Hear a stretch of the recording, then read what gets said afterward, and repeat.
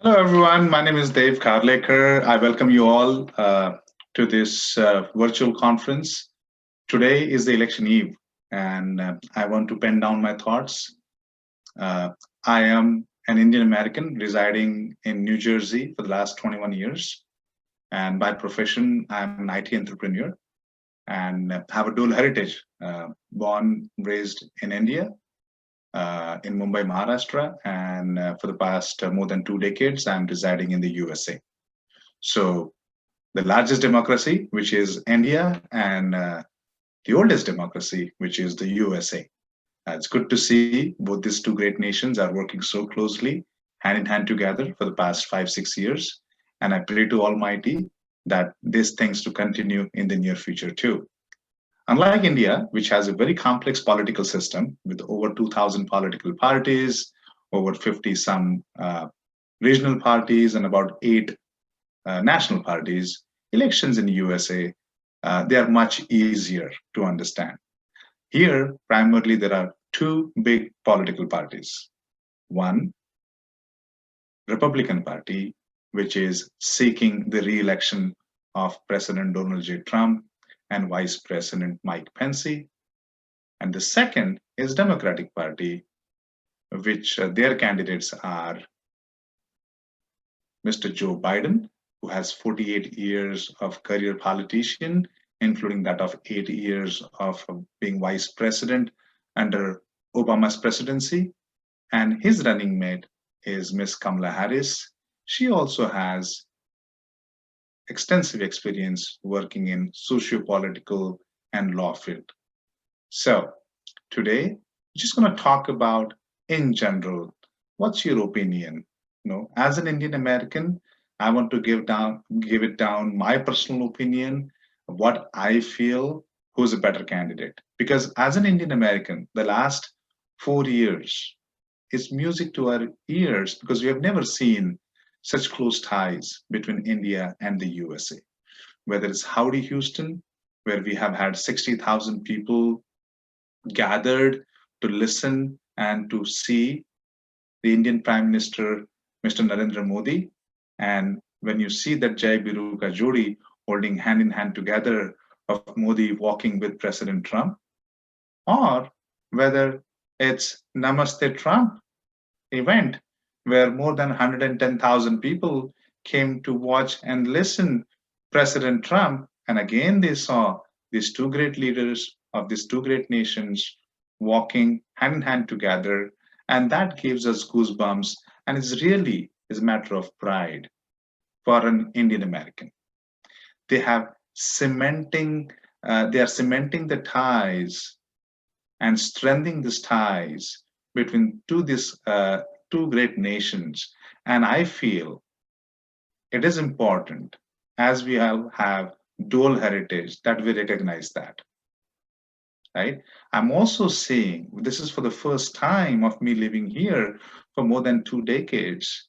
There is a lot of interest, and a lot of Indian Americans are actively participating in the mainstream USA politics. Indian Americans, we're about 1% of the US population, but we are between 25 to 28% of the workforce, whether you talk about scientists, whether you talk about IT professionals, whether you talk about entrepreneurs, or whether you talk about healthcare professionals, which is great and which has been recognized very warmly by President Trump. President Trump in 2016 said, "Make America great again." And in this campaign, he's saying, "Keep America great." Globally, majority of the countries, they are suffering from, we call it Chinese virus or COVID-19 pandemic. US is not an exception, where we have had a lot of job losses, millions of people have lost a job, and so many people have lost their lives. These are unprecedented times, whether it's the USA and India, both these great nations are suffering. And there's only one politician who has the courage to tell the world that these adversities were inflicted by China by calling it Chinese virus. So why the Indian Americans? Why are they supporting Trump? Why are they supporting President Trump or the Republican Party? Well, they're supporting him for his great economic policies. He's a businessman. Majority of his policies are pro-business, which includes less regulations, which encourages entrepreneurship. Every third Indian is an entrepreneur in this great nation. The foreign policy. Many of you have heard about Abraham Accord. Now that accord between Israel and UAE, Israel and Bahrain was signed between these great nations with the help of the USA, which played a big role towards bringing the peace in the Middle East, for which President Trump is nominated for the Nobel Prize. And it's a matter of pride because he's the president of the America. President Trump is also against the illegal immigration. We have more than 11 million illegals living in this great nation, which also means it's a burden on a lawful citizen like us that we have to pay for their health care and because they're illegal and for the taxes. He's also standing up against bully China. He's a great friend of India. India, the last 1 year, have signed two major laws, whether it's a CAA or abrogating Article 370 and 35A. Both of them are great for the prosperity and for the peace of great nation India. And the USA has given overwhelming support. And President Trump has recognized the importance of passing this law by Bharat in their Lok Sabha and Rajya Sabha. He made a solo trip to India. He's the only president of the recent time who made a trip only and only to India, signing multi-billion-dollar treaties. He is giving his unconditional, overwhelming support for India and for Indian Americans. During this COVID-19 pandemic, overwhelmingly, the healthcare workers, about 25% of them, are Indian American heritage.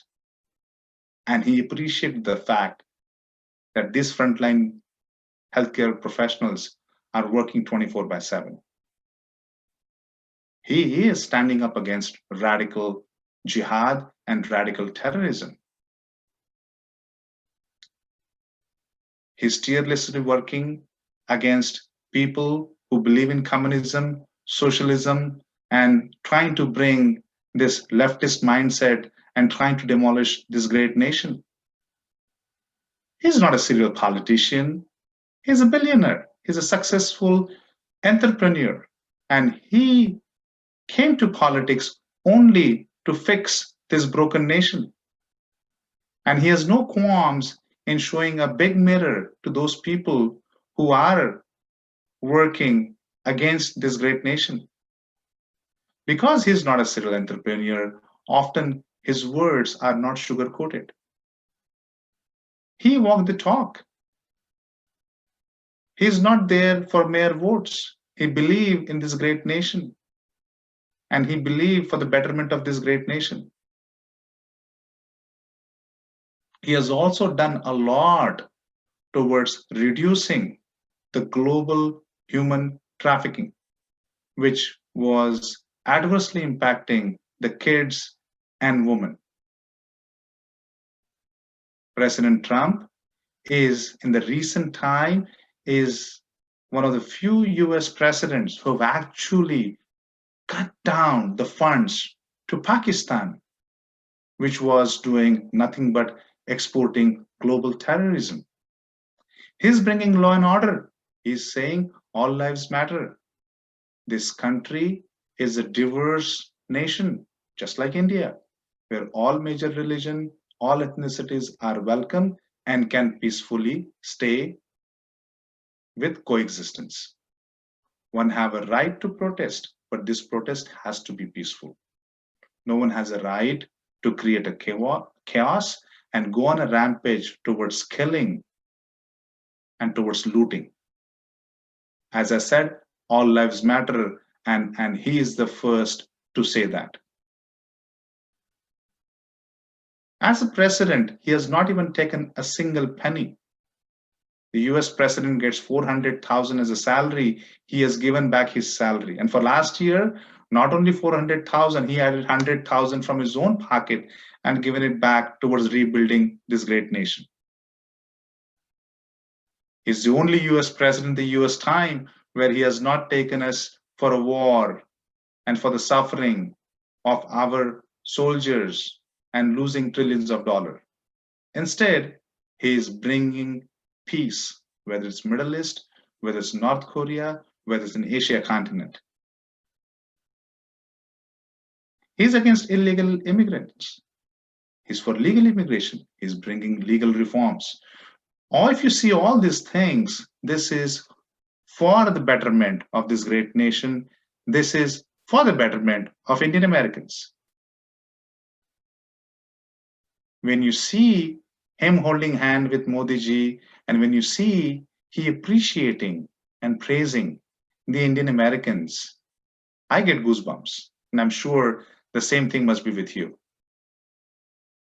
He's also the first US president to have formally recognized Jerusalem as the capital of Israel. And now we have an embassy in Israel, which is our oldest friend. For veterans, he has done so much, and hence, overwhelmingly, the veterans support President Trump. Now, against him, if you see Biden and Harris, you will be disappointed. Biden is known for being consistently inconsistent. 48 years of his political career, one cannot even think of one good thing he has done. Instead, as an Indian American, you will recognize in early 90s, he refused to give cryogenic engine technology to India. He's one of the few people who was part of putting sanctions against India. He, Kamala Harris, Ilhan Omar, and the other Democrats have a problem with India passing CAA, with India abrogating Article 370 and 35A, which is an internal matter of India, and it's a law being passed by the lower house and upper house, which is Lok Sabha and Rajya Sabha. And as a sovereign matter, Mr. Biden, Ms. Harris, Ilhan Omar, and the Democrats must not meddle in India's affair. If you see these riots happening in more than 25, 26 cities, all these cities are led by Democratic Party. They have Democratic Party mayors and councillors. And you wonder why this is happening in blue state. And you wonder whether that's a well-organized, propped up campaign just to derail this great nation. The anti-CAA resolution, which was passed in more than half a dozen cities in the USA, these are also all Democratic Party leadership. It has no bearing what the smaller cities, whether St. Paul or Seattle or Boston passes, but still it malines India's image and reputation. And I don't know why Democratic Party leads to such kind of cheap tactics. Why do they want to defund the police? Why do they want to believe in bringing Sharia law and appeasement of jihad? And I get worried to see these people publicly saying these things. And hence, personally, I'm voting for Trump and I feel good about it. So it's an election eve. Tomorrow is the day, which is the last day of giving your precious vote. To vote is your civic right. This time, the election is a little different.